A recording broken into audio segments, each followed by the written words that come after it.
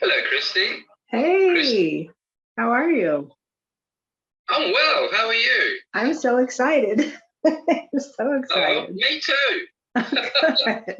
Good. I am glad to hear that. Look at you. Aren't you lovely? Well, thank you. And you also. Would you like me? Oh, thank you. Would you like me to record this for you, Christy? That would be amazing. Okay. Yes. Just give me a sec. I'm an absolute retard when it comes to technology. You sound like me. One finger. Mm-hmm. Yeah, I use two. Oh, you're way in front of me. Here we go, Christy. And you should have a little red dot coming up there somewhere. I did. I saw it. We are recording.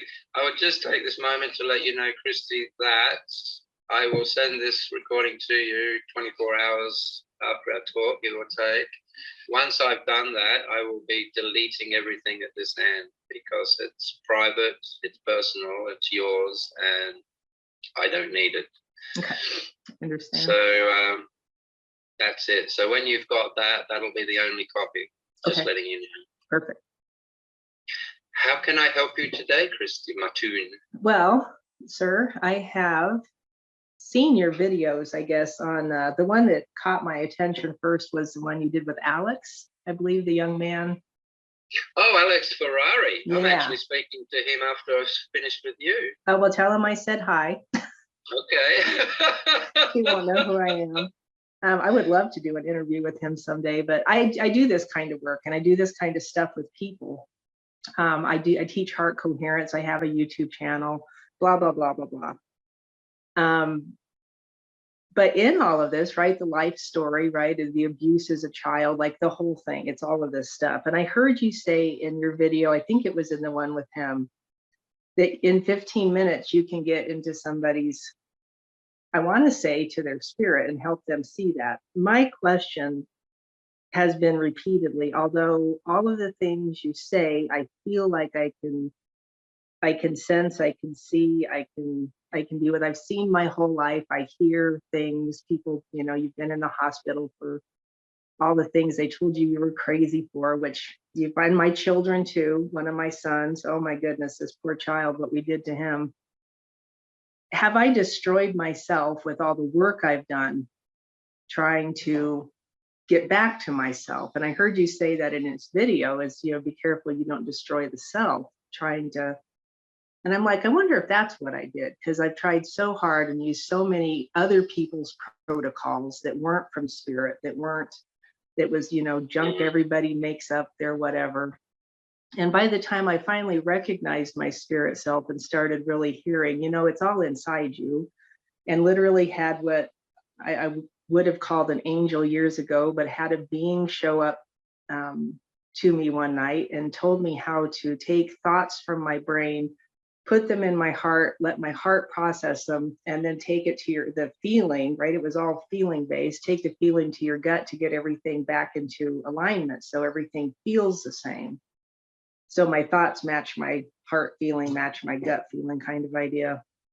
And ever since I started doing that, it's been quite amazing. But there's always something off.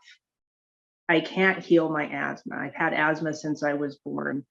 You know, people tell me all kinds of stuff. It's a sadness. It's a sadness from past life. It's this. It's like everybody has their answer to it. And I'm just like, I've heard that 1,000 times, but what you say doesn't make, I'm not sad anymore. Like there is no sadness. I have peace. My brother killed himself in 2018. I actually don't think he did. I think something else happened, but that's what they put on the report. But he came, like he was still there when I got there, and gave me the greatest sense of peace. Like his death wasn't, and he looked at me and he goes, "You probably think I'm going to hell, don't you?" And we were having a conversation. I could see him. I was just like, oh my God. He goes, "Wait, feel this, just feel this." And he gave me the greatest sense of peace. I've never lost it. So the sadness, but the asthma remains, the autoimmune issues remains, and I'm just like, okay, body, because I am not this body, but I'm tired of this body. body Oh. to be right. And maybe that's normal. I don't know. So that's one of my questions is, I mean, am I actually in contact with my spirit? Can I really control this boat? Do I have the... Who's asking the question, Christy? Probably my brain. Probably my brain. That's funny. I never thought of it like that. Who's asking the question? Yeah, that's coming out of my brain. And who's being aware of that question being asked? Probably my brain is just sitting there spinning in circles with it. So if I bring it to awareness from my... No, that's where you're going wrong. Okay. Awareness, that's you. That's the Let's real backtrack to the day you were born. You may have heard this from me already. But, you know, when it comes to truth, there's not much to know. It's really easy. Mm-hmm.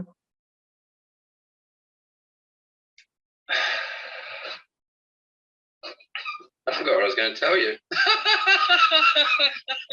This sounds like something I would do. It's like the same.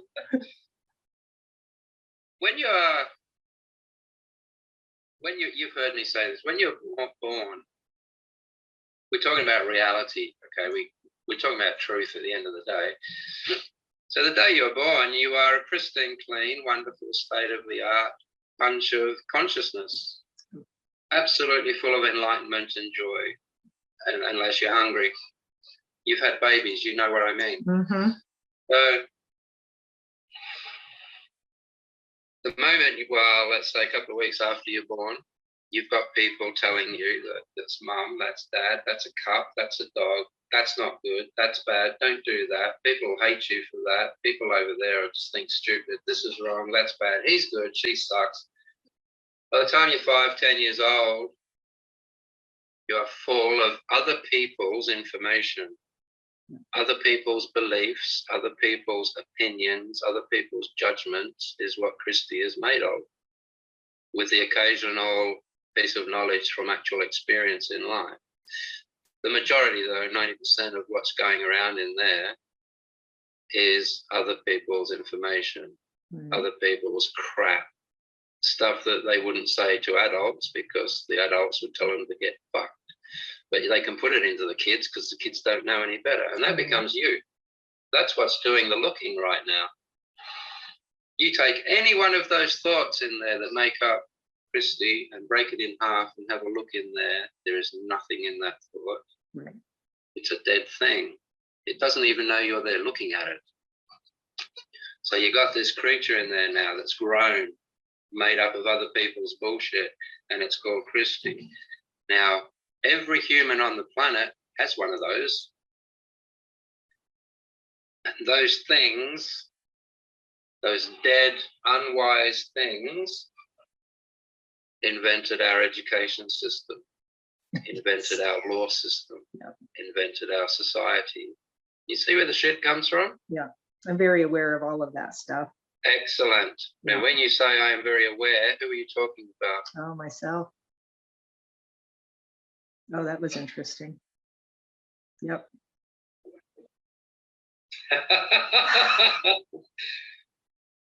Wow. It's about clarification, Christy. Yeah. Knowing what's to be done and what the human condition is. And when you have the clarification, you can set about doing exactly what you want to do and what you need to do. How do you get it so clear that you can stay there? This is like an ongoing, and I'm sure, I mean, everything I've heard you talk about, it's kind of the same idea as get rid of the thinking. And that's part of what we work on too. I mean, in the groups that I teach is always trying to just stop the thinking. You know, Can't do that. Can't do that. Okay. What do we do instead? What do I do instead? Because I'm not. If you want to attain internal peace, and you go in there and the first thing you see is these thoughts moving around, what the fuck is trying to stop those things going to do for you? You are something else watching those things. Why would you try and stop something that's not you? Not going to get you anywhere, is it? Except very tired. Isn't that one of your things? Oh no. I know. Don't you worry. By the end of this session, you're going to know exactly what to do. Don't you Okay. worry. And you're not that far off. You're about 0.5 millimeter away from your objective. And I'm going to take you there after a little while if you want to. Yes, please. Yeah? Yep, I'm in. Cool. I'm thoroughly enjoying this conversation because you have the capacity to understand what I'm saying. Yes. I watched that thing with that young man Ferrari, Alex. I think I've watched it maybe 5 times. Oh, wow. Because every time you watch it, it's like a really good movie. You catch something else. And I swear, I was like, I did not hear you say that the first time. So I'd go back through and listen to that part again and be like, what on earth? So my practice for the last probably 3 weeks right now is not naming things. Time makes no sense to me anymore. I can't remember the dates. I can't remember what time it is.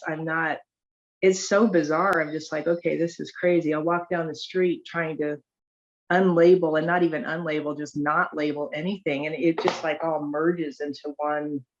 Yes. Yeah, it's very, very interesting. But then I don't know if it's fear. I don't know, something in me goes and like kicks me back out of it. And I'm not able. That's Christy. She's your worst enemy. She doesn't want to be. No. But you started the fight by trying to kill her.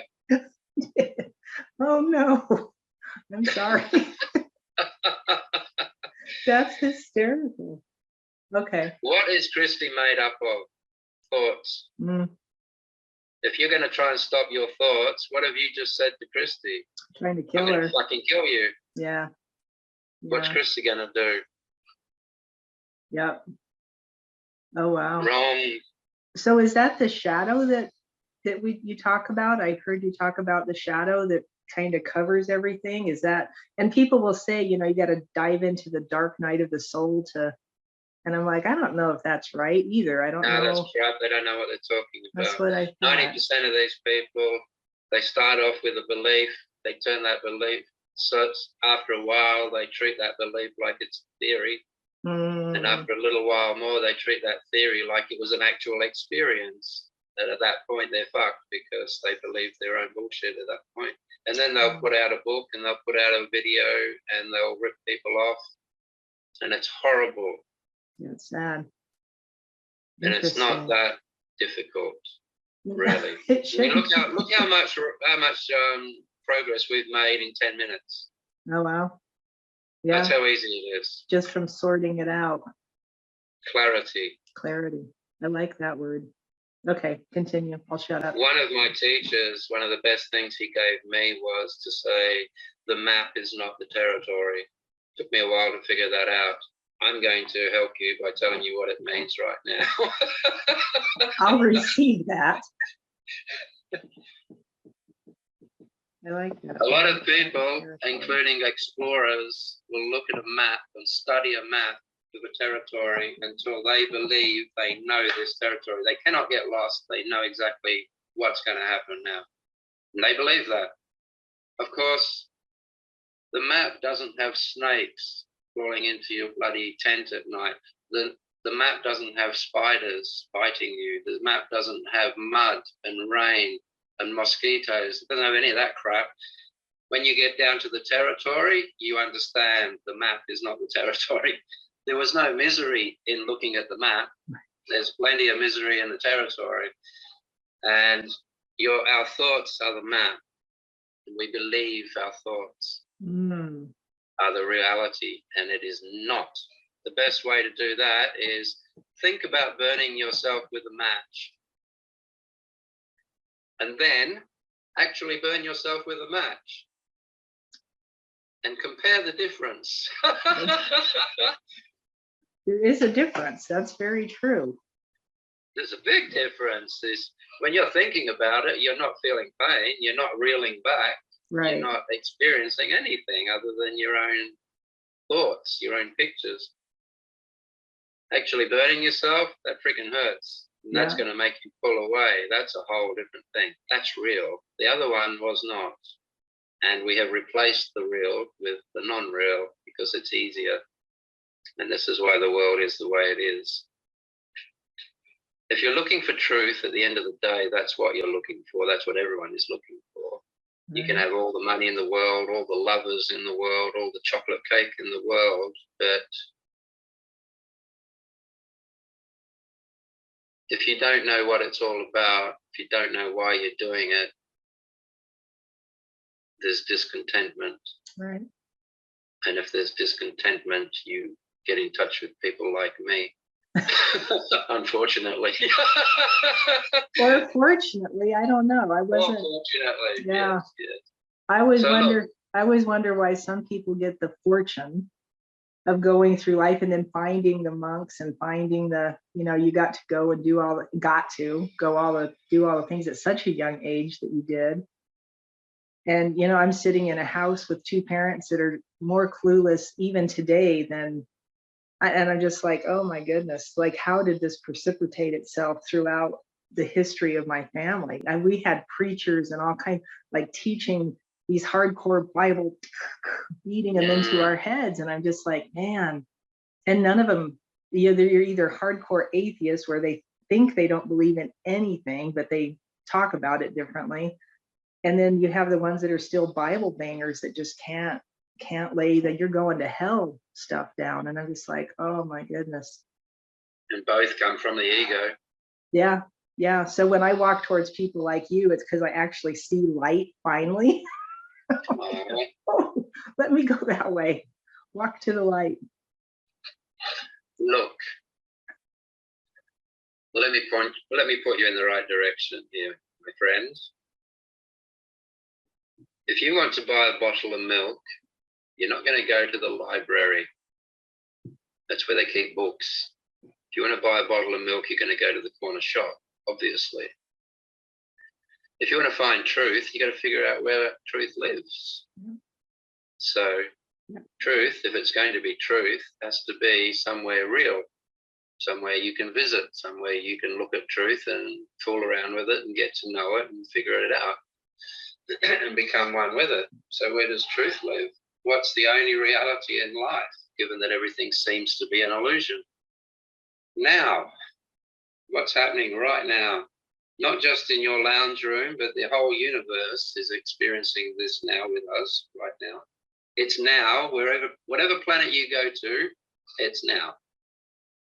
Anything either side of now is memory or assumption. See? So if you're thinking, you're in one of those. That's why you won't find truth, because it's here. It's in the now. So I'll give you, for instance, why. Fear comes from the future. If I have a gun in your face, it's not the gun in your face you're scared of, it's what's coming next. That's the future. If you are in the moment and someone starts to pull a gun up, you'll be there before the gun comes out. You'll be on a bus on your way home eating a sandwich because you're in the moment. This person's using thoughts. So reality lives in the moment. Fear comes from the future, and so does many other things, paranoia, etc., etc. The past, what comes from the past? Guilt, regret, and all sorts of horrible other things. So you get rid of those two things because they don't exist. That's all in your head. So truth isn't going to be there. The only truth in that scenario is people do this. That's the only truth in it. Right. So now is where truth is. So what's the next thing we do? How long can I stay in the moment for? How long can I focus in the moment to be able to get my head around truth and be with it? Okay, there's your first practice. There's your first experiment. Count backwards from 10 to 1 and see how far you get before you wander off. Most people don't get past 5, and I'm not joking. Out of 8 billion people, 7.5 billion of them cannot count backwards from 10 to 1. They will go 10, 9, 8. Did I lock the front door? Yeah. Start again. Wow. Okay. So if you can count from 10 to 1, if you start to wander off at about 5, you have just learned that you can be in the moment for 5 seconds. Gotcha. I actually think I can be in the moment for 10 seconds. I have gone periods of time without what I would call conscious thought, just an empty head, observing the empty head and thinking something was wrong with me because I couldn't think of anything. No, it's got nothing to do with you at all. It's just you've been wrong training is all. Mm. We're going to fix all of that very shortly, don't you worry. Okay. So where are we at? Focus. So if you can count backwards from 10 to 1, you can do it for 10 seconds. I can tell you right now, you need 1 minute. So you go from that to 2 times now, 20, from 20 down to 1. And then you go to 30. If you can count backwards from 30 to 1 without wandering off, you have better focus than most people on the planet. I shit you not. Is the counting thinking, or that doesn't count as thinking? Yeah, but that's it's temporary. Okay. It's just giving you you're using a tool. You're using your worst friggin' enemy as a useful tool. Okay, I like that. Okay. You can fill a bath up with bath water and you can drown your baby in it, or you can bath the baby in it. That has nothing to do with the bath water. The bath water is the tool. The intent is what did the killing or the cleaning. Yes. And it's the same with your thoughts. You can use them for what they were designed for, or you can let them take over you and do the wrong thing. So let's get back to the focus. If you can hold that for 30 seconds, you're doing better than most in the world. If you can do it for 1 minute, this is what will happen. If you go inwards and you start to try and stop the things that you're seeing moving around, you will die a very confused and scared woman. If you go in there and you sit wonderfully, peacefully in the center, and you just allow your thoughts to move in shapes and colors and things and all the shit that goes on, and you just sit there and be in the middle of all of that, like the eye of a storm. The eye of a storm, destruction is going on all around you. But right there in the middle, no movement of the air, warm, silent, plenty of sunlight, absolute safe actually from the outside world. Right. Untouchable. The eye of a storm is untouchable. Why? Because there's a storm raging around it. And that is what's protecting the spirit. Now, if you go in there and if you actually get to the point where you can stop your thought process, Christy becomes useless because she won't know how to deal with people anymore. The trick is there's some truth in there.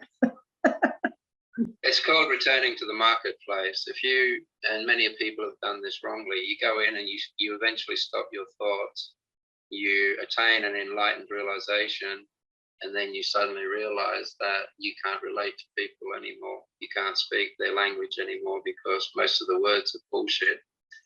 And if you're going to talk to people, you constantly feel like you're lying. So you just piss off and go and disappear into the mountains and never be seen again. You'll be happy for the rest of your life and more lifetimes to come, but you won't be doing anything for the world or other people. Right. Physically, spiritually, you are making a contribution just by being enlightened. So the trick is to be in there and watch Christy working with the world. Watch Christy talking. Watch how she feels, how she thinks, what she feels, what she thinks, and just watch it. And you will see where all the problems came from. You will see where the misery was coming from, and you'll stop it. So what you'll do is you'll see Christy thinking the wrong things, and you'll just inject wisdom from that into Christy. And suddenly Christy's everyday normal words will start to have a smell of spirituality in there, and people will feel that. They will smell it. If you're talking shit, people can smell it. True. Very true. So the trick is to sit back and allow Christy to work in the world of people, because Christy is made of matter and is designed by matter. Spirit is from another dimension. Spirit is where all the knowing and consciousness is. You can't think of something you don't know. You have to know it before you can think it. You've heard me say that before. Right. If I ask you to think of a motor car, if you don't know what a motor car is, you can't think it, which means you can't turn it into a picture. So that shows you that everything you think, you already know before you think it. So why bother going into the thought process? Why bother turning it into a thought and allowing your ego to take the credit for it? Right. Which is what it will do. It's a thief. The monkey in us is a thief. It will take credit for everything, including spiritual practices. So over thousands and thousands of years, millions upon millions of male, female, even children, mystics have looked at this conundrum, how a beautiful, pristine, clean spirit is born in this baby, and then this beautiful, pristine, clean, enlightened mind has all these thoughts thrown in there until these thoughts overtake. Now the thoughts become the dominating factor. And this awareness, most people don't even know is there. And this is you. That's you that was born, not this thing. This was put in there by other people. Right. So the trick is to re-engineer that, reverse engineer that, and get it to about here somewhere. Yes. So over thousands and thousands of years, millions and millions of mystics, male and female and otherwise, has looked at how to reverse that conundrum, how to reverse engineer that situation. And they've come up with methods and practices, and they've whittled them down over thousands of years and honed them and tweaked them and refined them and honed them a little bit more and refined it even more. And today there is a small handful of practices that are thousands of years old, not based on belief, based on methodology, and it works. There's only 4 or 5 of them, and you just need to know what they are, and that's done. And that's what I teach. That's what I show people. Wonderful. The clarity of truth. Where does truth live? Lives here and now. So what's the first exercise? Stay in the now as long as you can. Right. Isn't that easy? Well, yes, easier said than done, but yes. Well, to understand, I yes, mean. The practice of doing it is definitely easy. Absolutely. Do it. So do it. now there's many ways of doing that. How long can you explore a pen with your finger and your thumb before you start thinking about it? How many steps can you take on the beach before you start thinking about it? There's a wonderful practice in Japan called Shinto, which I'm sure you've heard of. And a Shinto monk will set off to go to the shop, which is only half a kilometer away, but it will take all afternoon, because what he will do is he will ring the bell and listen until he can't hear the bell anymore. As soon as the bell sound is out of perception's reach, he will then be aware of his hip flexor starting to lift up his thigh. And then he will feel his thigh muscles contract and lift up the lower leg. Then he will feel the hip flexor releasing, and then he will feel his heel come down on the floor, and then his foot, and then his toes, and then he'll ring the bell, wait for the end of the sound, and then he'll pick his other foot up. And that's how he gets to the shop. And he's been in the moment for half a day. And he can do that. Wow. Absolutely incredible. These are the kind of people that float across water and things like that because of the focus. So there are many, many, many ways. You can come up with your own ways. If you enjoy washing, it doesn't matter whether you enjoy something or not. If you're washing the dishes, feel the dishes, because that's happening now. Hear the squeak of your finger on the dishes. You'll see your brain throw up the fact that the little ridges on your fingerprints is moving along the plate, and you'll see why it's making the noise that it makes, and you'll have an epiphany, but don't think. So you'll feel the plate, you'll feel the warmth of the water, you'll see the rainbow colors in the bubbles. And if you're doing this, if you are fascinated with this process of washing these dishes, listening to the clinks and the clunks and how different the clinks underwater are to the clinks on top of the water, by the time you finish your dishes, you've been in the moment, you've been in actual truth for however long it took you to do the dishes. I've actually done that with food. So I'm a classically trained chef. In part of my life, I did that. And I work with my husband periodically at the club that he still works at. He's the executive chef. So I'll go up there and just prep. And I got so in tune one day, they were having me make cupcakes, and I'm just against feeding people bad food like cupcakes and the sugar and because at one point I was 300 pounds. And then so living through that and working my way back out of it, I became very standoffish to that type of food. But I was making cupcakes because they needed them. And so I'm standing there blessing every cupcake. Every time I put a drop of vanilla in, I'd watch the drop fall into the frosting and then dissipate, and the stirring it. Somebody actually walked up to me afterwards because the cupcakes, I dyed them all yellow for some reason. All the frosting was yellow and orange. It was shades of that kind of thing. And every time I would frost a cupcake, I was visualizing the sunshine. So I was playing with seeing the sun inside the cupcake to hopefully provide some kind of healing to anybody who ate this stuff. And people actually walked up to me and said they tasted like sunshine. Oh, there you go. And I was like, whoa, that was, but I never related it to what you're talking about right now. It was just being so present with what I was doing that it altered. There you go. So if you had clarity, you would understand that you've actually been doing the right thing for a long time.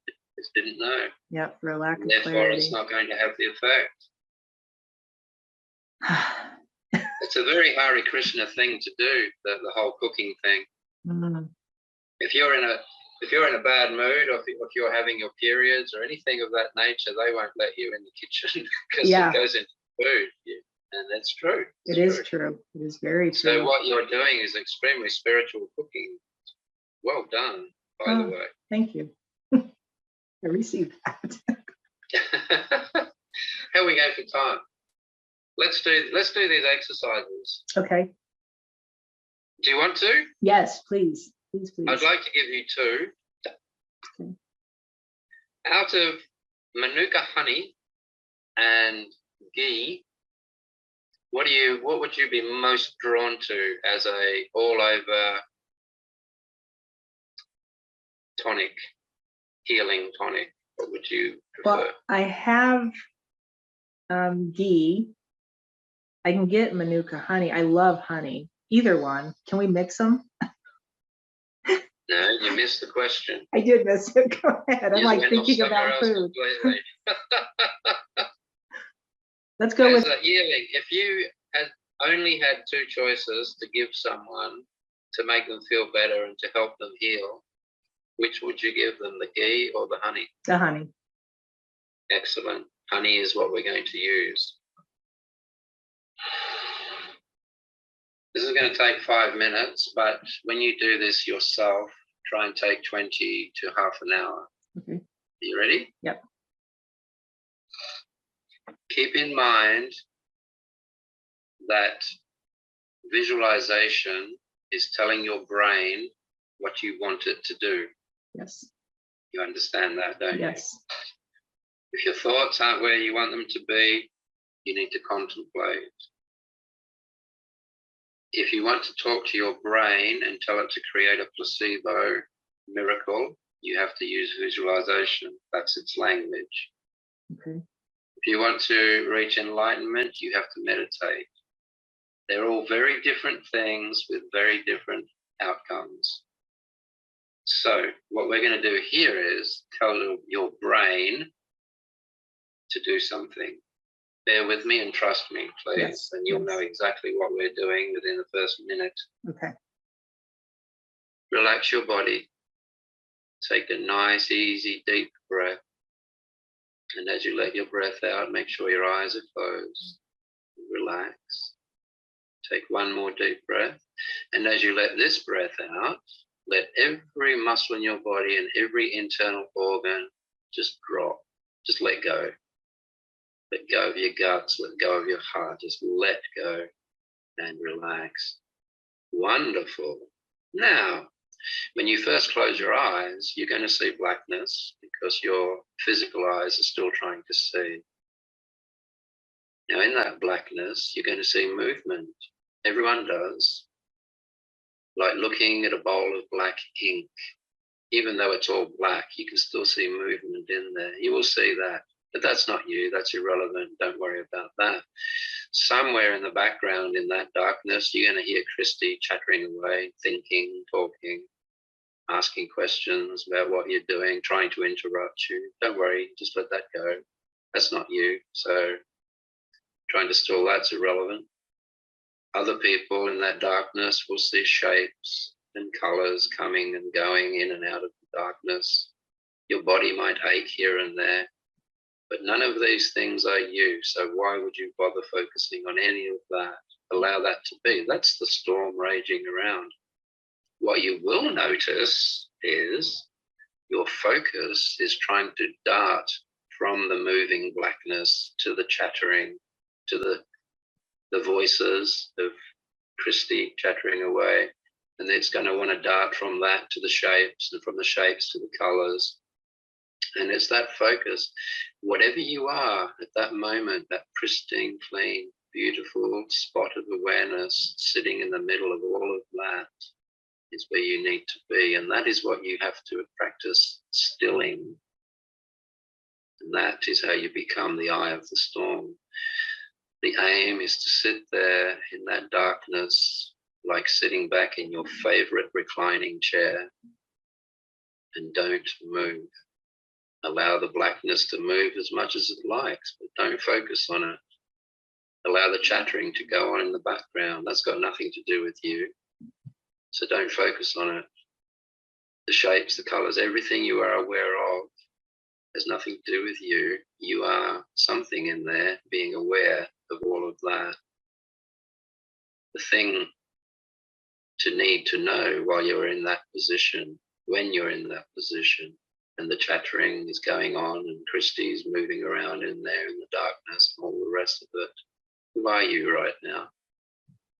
Don't think about it. That's a trap.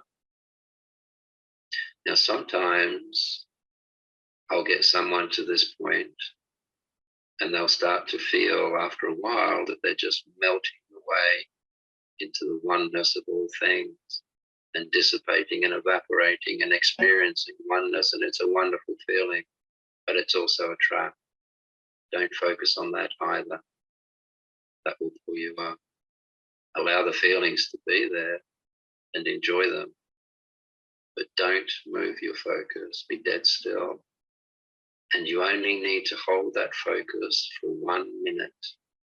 And if you can do that, enlightenment will hit you like a truck, and you will never ever go back to the old Christy.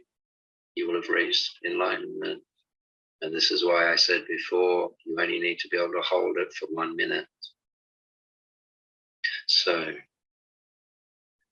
I'm going to shut up in a second, and I'm going to leave you there for about 20 or 30 seconds, and then I'll bring you back. But while you're in there for that 20 or 30 seconds, try and just relax and sit back and don't move.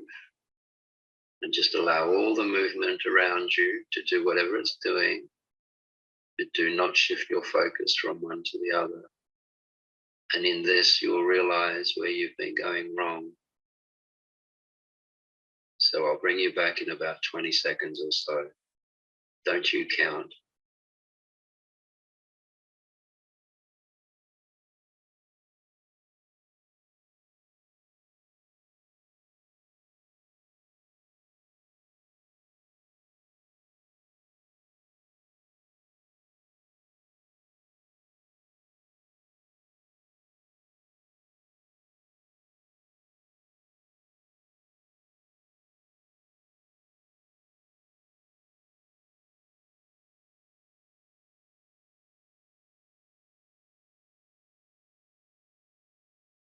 Okay, Christy, very slowly take a breath, and very slowly just open your eyes, of course.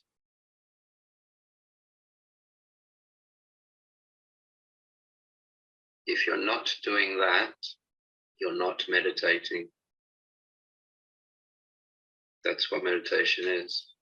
Anything else is contemplation or visualization. Mm-hmm. All of when you hear Christy back there chattering away, that's where all your fears and beliefs and bullshits reside. Nothing to do with you. You are that thing,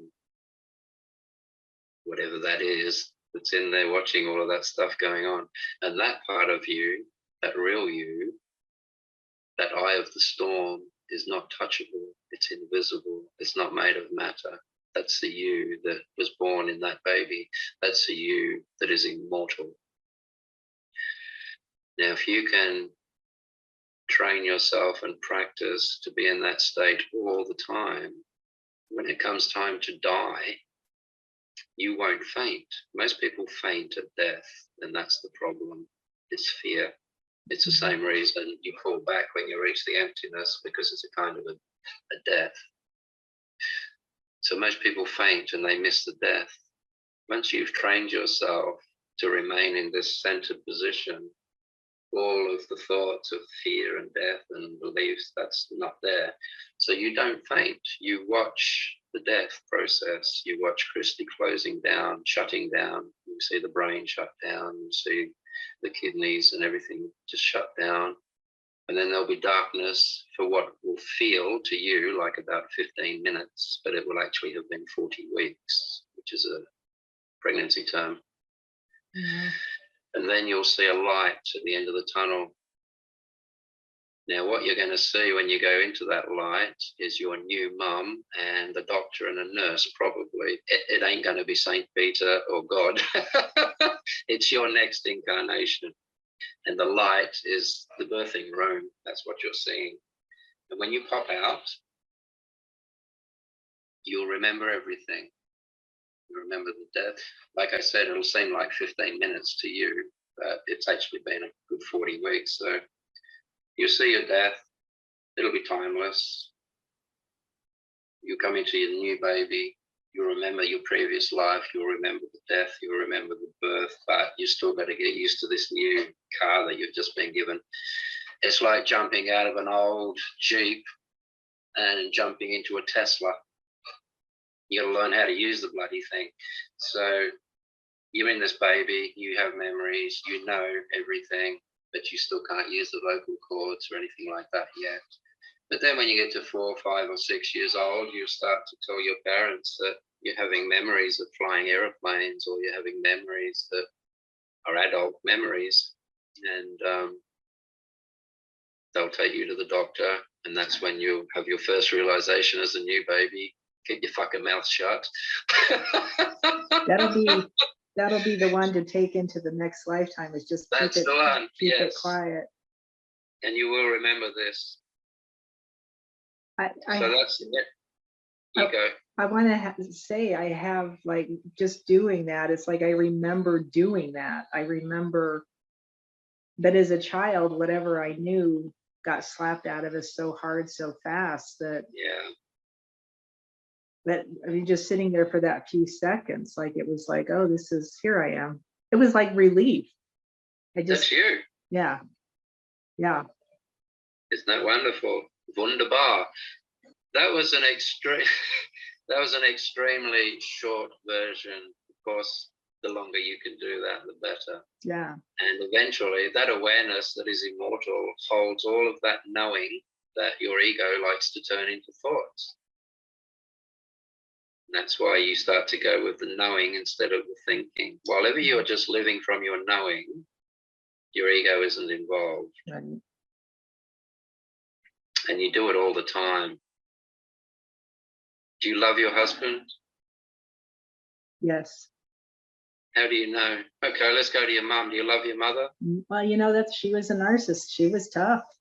Let's keep going. Do you love your kids? Yes. This is bad. My daughter hasn't talked to us in over 7 years. Oh, wow.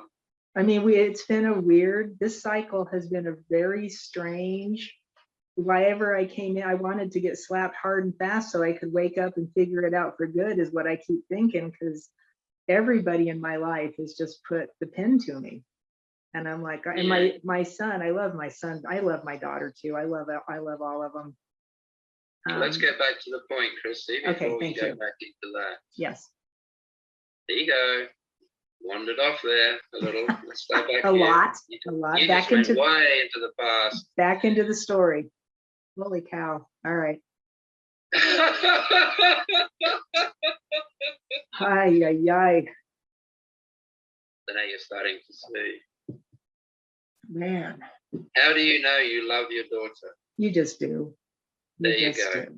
And you know everything like that in the same way. You just don't realize it until you turn it into thought. Why? Because you're in the habit of waiting for the thought before you accept that you know something. Whereas the reality is you can't think of something you don't know. So you already know everything.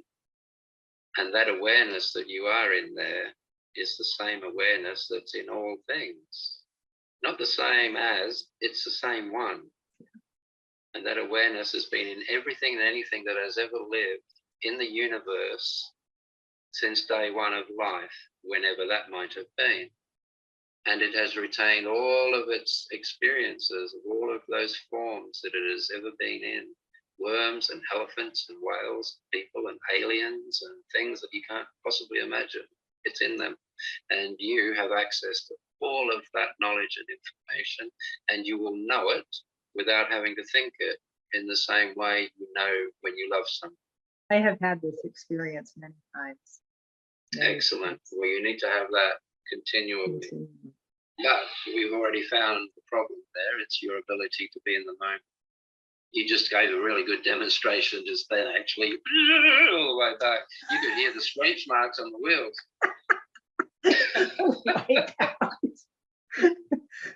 That's my middle name is Wipeout.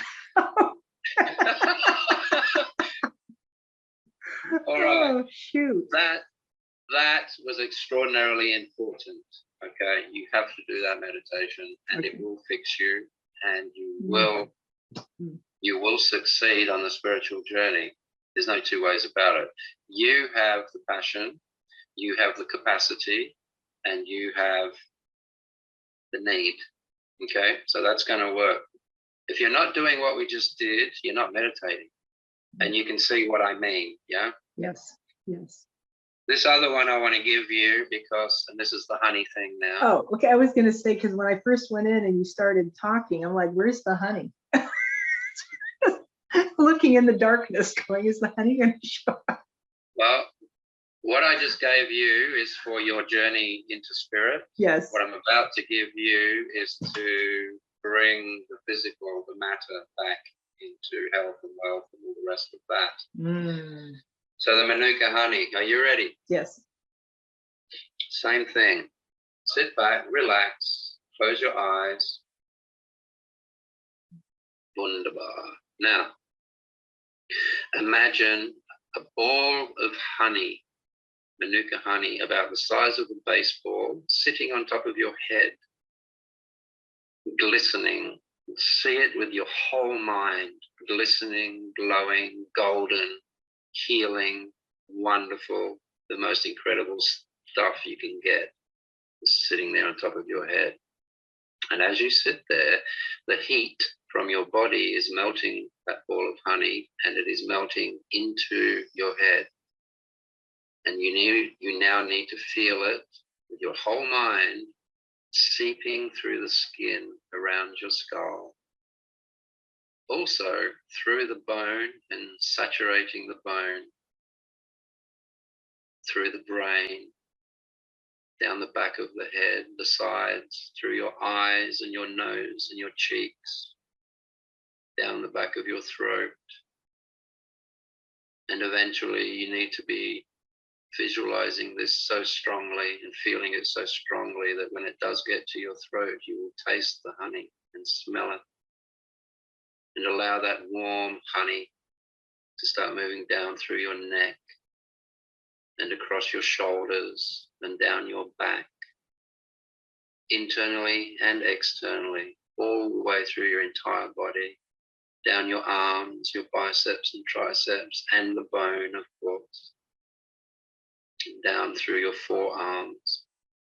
And as this wonderful, cleansing, incredible golden honey is moving down towards your fingers, through your hands, you can feel any negativity that shouldn't be in your body coming out of your fingertips, being pushed out and replaced by this incredibly healing, wonderful stuff. And back to the body as it moves down past your breasts, through your heart and through your torso, melting through every organ, every tissue, into your blood. You could almost feel yourself becoming brighter and wiser and healthier, and more vital as this honey is doing its job, all the way down to your pelvic area. And through your pelvic area, through all of your organs, your belly, your genitals, your bum, your buttocks. You feel that warmth as it just oozes and makes its way into your thighs. And your ball of honey should be about a third of the original size by now. And let it all melt down through the bones of your thighs, the muscles. Let it whisk around your knees for a few seconds and really sink into your knee joints and start to fix everything that's in there that maybe should not be. And down, of course, through your calves and your shins, through your ankles and into your feet. And as that beautiful, lovely honey starts to make its way to your toes, just feel it pushing any residuals that shouldn't be there out through the end of your toes. And as soon as that happens, as soon as it's all been pushed out and comes to an end, at the very same moment, the ball of honey should disappear into the top of your head. And now this was an extremely fast version of how to do this. You should do this slowly, intensely, and take as long as you like, really. And you can do this as many times a day as you like. I have seen this particular practice get rid of everything from tropical ulcers to small brain tumors and everything in between. So when you're ready, Christy, take a nice breath and just open your eyes and come back to the room for us.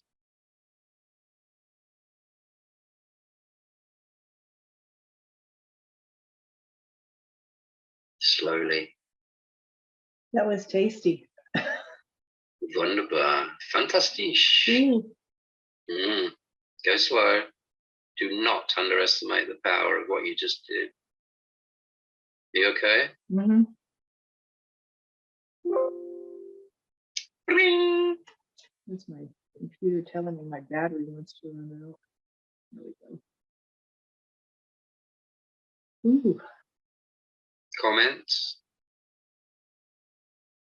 my whole body's tingly. Excellent, then it's working.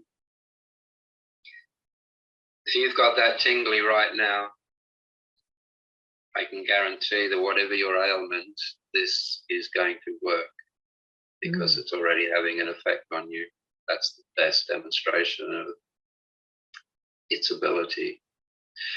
I love that. Can you understand how that works and why that works? Do you know, years ago, I watched a thing with some guys in the Amazon forest who were hunting for herbs so they could go heal people with cancer with their herbs. It was some, I don't know how I saw this, but years ago. And the guy who was filming it's like walking behind, filming everything. And he finally stopped one of the guys that was looking for herbs. And he goes, "I'm watching what you're doing. I see you stop and close your eyes and you're whispering." He goes, "I don't know what you're saying, but I'm watching what you're doing." And then you open your eyes and you walk straight and you pick up something and there's the thing you were looking for every time. And he goes, "What are you doing? How are you doing that?" And he goes, "It has the vibration. I'm just calling to the vibration." And I was just like, you do it every second. Yeah. Yeah. That was my first big, oh, you can do that? And I think with the Manuka honey, just calling that into your system, holy cow. Plus you are also creating a placebo miracle in yourself as well. By giving your brain the information. Once you learn to do that, you'll be able to remotely heal other people as well. Yeah. Do not underestimate the power of the two things you have learned today, really. They're going to do everything that you need. Anything after this would be sorcery. Where's the line? How do you know you've stepped over? Is there? I mean, you're calling it sorcery. I know there's a place where, because now my brain's going to go. Sorcery, if you're using pictures and smells and thoughts and vibrations and words to create magic, that's sorcery. If you are creating change in conformity with your will from love, that's spirit. That's spirit. Okay, I understand. If you're watching your thoughts, you are spirit. If you are thinking, you're the monkey. Okay. No more monkey. Unfortunately, it was the monkey that said that. It was. Oh no. One of the things you'll notice when you're in there watching everything, sitting in the middle of it all, you'll realize that you don't actually have a mouth. You have to use Christy's mouth. You don't have ears. You rely on Christy to send you sounds. So you need Christy, and you need Christy to love you. Look at it this way. If you got yourself a wild horse, in Australia they're called brumbies, the kind of horse that will just bite your finger off or kick you in the head if you're surprised at wild horse. It's not going to let you sit on its back. It's going to hate you, etc., etc., etc. But eventually, if you love it and you care for it and you look after it, and its life is becoming exponentially better every day because of the way you treat it, it's going to realize that you are a much better entity to have as a dominating factor in its life, and it will start to love you and work with you. And eventually, you could train it to be an equestrian horse and become a world-class equestrian horse. With the slightest move of your knee, your horse will go that way. With the slightest pressure, it will go that way. With the slightest innuendo or whatever you say to the horse, it will jump a fence for you. And you will love it, and it will love you. And together you will work as one, and you will become a champion of the world. Both of you. That's how you have to treat this. Okay, I understand. If you are a Christian mystic, it would be more akin to giving yourself over and allowing Jesus to live through you. I've tried that. Yeah, but it's based on a belief system, so that's not going to work for you. This is what Christian mystics would do. Right. And most of that is wrong, unfortunately. Not Jesus. I have a student in Sri Lanka who's actually a bishop, a Catholic bishop. And he's been a student of mine for nearly 3 years. And the reason is he's trying to show his flock that Jesus was a mystic. Oh, boy. And Jesus wants you to know how you can heal yourself. Don't follow me, be like me, and heal yourself. And this is what he's trying to bring. So he's learning all of these things that I can teach, and he's taking it to his flock, and he's showing them that they can do it. And I don't know why I brought that up. It had something to do with what you and I are speaking about now. No, it totally did. And I understand why you brought it up, because the teachings that I had for years were to let Jesus do it. And that's where I went, was I don't think that's the way it was supposed to work. You're supposed to do it. Jesus ain't supposed to do it. He's not going to save you. You have to do it yourself. But you get slapped super hard in a Christian church if you say that too loud. So I've been sent out of a few of them going, I can't get into your. Look, Christy, remember when we're talking about how this dead thing called an ego, that invented religion as well. Yes. So when you start comparing these things to mysticism, you're comparing apples with oranges, really. Can you define mysticism for me? Mysticism comes from the word mystical. Mystical comes from the word mystery. A mystery is something we don't understand. a mystic, and we don't understand the things we don't understand. We don't understand because they're invisible. We don't know where it comes from or how it happens, like willpower and thinking and love and all these invisible things that make up us being alive. So they were mysteries. And someone who dedicates their life to uncovering the truth of mysteries used to be called a mystic. Gotcha. Today, they're called scientists. The only difference is a mystic always has the element of consciousness and love in everything that they do as an experiment. Scientist does not. No. Scientists won't put self into it. And yet, every scientist in the world knows that double slit experiment. If you look at an electron, it becomes solid. When you look away from the electron, it becomes a waveform. So it can only remain manifest while someone's looking at it. So the question is, how do they know you're looking at these electrons? They're obviously aware. There's some awareness in there, or they wouldn't know you were looking at them. So when you look at them, they go, eee. And that's every atom in the universe has that. And the whole universe is made of atoms, including you and I. So now the question is, when you're standing out in the middle of the desert with not another living creature in sight, what's keeping you solid, in solid form? Something has to be looking at you to keep you in solid form. What is that? So that's your inner self. Yourself. Oh, wow. And the environment. Right. So that keeps everything functioning in this, what I call this plane of resistance. Yes. This place we're in. Wow. So all the people that are trying to get out of the matrix, you're actually creating the matrix just by. Yes. That's so. Is there a getting out of the matrix? Is there an ascension? Yes, you just did it. Yeah, then that was it. When you go and you're only. Okay. Yeah. The more you do it, the more aware you will become, and the more aware you become, the broader your capacity will be. How are we going? Oh shit! I've got to hurry up here. How are we going? All right. 5 more minutes. Okay. I need to tell you this. And I fucking forgot it. Sorry. What was the last thing we were talking about? The matrix and how you have to be inside, or you have to be yourself to. Yes.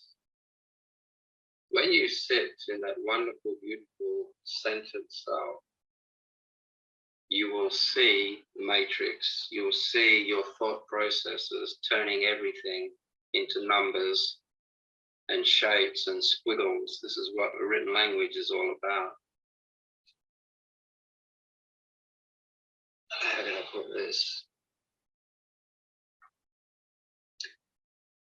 What I'm trying to do right now, I'm going to stop, because what I'm trying to do right now is explain something to you that is truth, absolute truth, by using thoughts. And you can't approach absolute truth with thoughts. It's not a possibility. Look, I'm going to leave it there. The Manuka honey thing is going to transform you physically like you wouldn't believe, and it's going to be quick. The more you do it, the quicker, etc. The meditation that I've shown you, that's it. That's meditation. There isn't anything else. That's meditation. And just by doing that, the more you do that, the stronger it will become. And the stronger it will become, the more dominant it will become. And when I say it, that's because Christy is the name of the ego.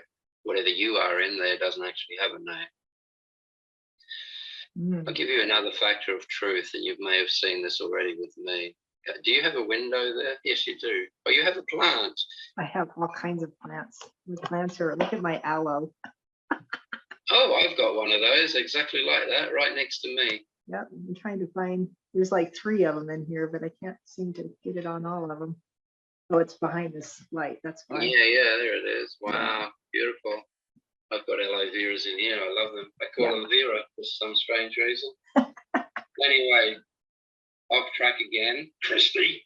Now, look out the window, please. Yes. And you see a tree. Mm-hmm. Now, you ask yourself, and I'm saying ask Christy this, because she is yourself in the same way. This is my car, this is my house, this is myself, I own these things. That's how you have to look at Christy from now on.